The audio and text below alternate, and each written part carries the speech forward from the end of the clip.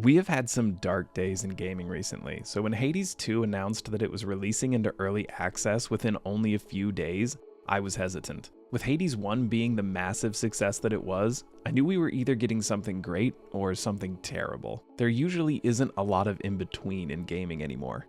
So despite my hesitancy, thankfully what we got was a worthy successor to Hades 1 that feels way more polished than any other early access title I have played in probably years. In fact, it's so close to finished that if you told me that this was the full release, I wouldn't bat an eye. I would be completely satisfied because it feels like it's actually done. And this is what early access was meant to be. Nearly finished games that might have the occasional bug, allowing developers to test and get feedback from their player base so that they can refine and tweak systems before a launch. Instead, what we usually get is a studio that's nearly out of money releasing some bloated, top-down, feature-last monstrosity with often empty promises of fixing the game afterwards.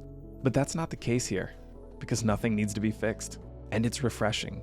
Hades 2 takes some risk by not giving you much of a tutorial either, and instead just throws you right into the fray. But I think that's honestly what made the game keep my attention as well as it did on the first day, and what keeps me interested in playing it again.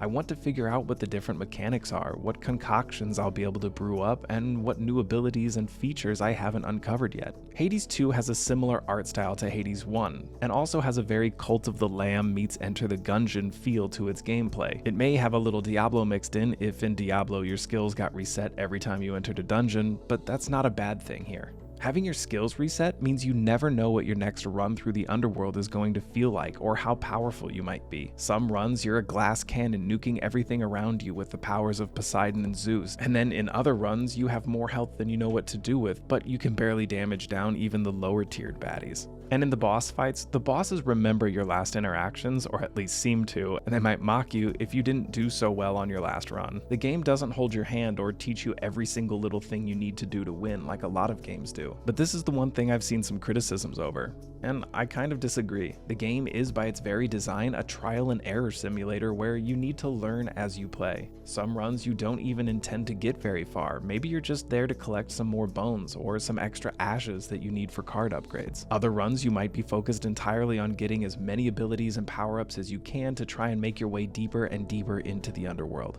Not all of your runs end entirely in a reset though. Plenty of items you collect in the depths are brought back with you and allow you to forge new items, summon new NPCs, or just give yourself some permanent boosts. You're also able to gift a couple of things to your ghostly pals or the gods of the Pantheon in exchange for better power-ups or some extra boosts. The permanent items you do get can also be leveled up, but you won't be able to take them all with you on each run, so you'll have to be intentional with your goals each time you embark. The same is true for gathering. You can't take all of your equipment with you on each run, so you'll have to decide if you want the pickaxe, the fishing rod, or something else to gather the reagents or resources you need. The Pantheon of Gods also seem to remember choices you have made and your past interactions. I even had one mock me for using the cheat death power-up early on in one of my runs, which was a nice touch that adds what feels like real continuity to an otherwise largely impermanent part of the game.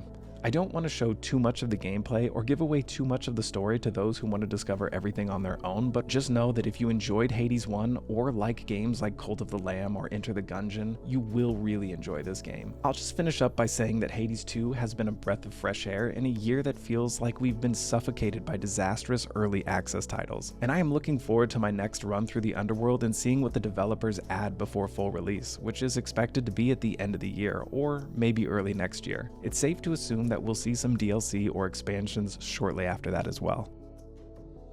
Don't forget to hit that like button, it really helps my channel, and if you want to stay up to date on gaming news and developments, make sure you subscribe for more. Thanks for watching.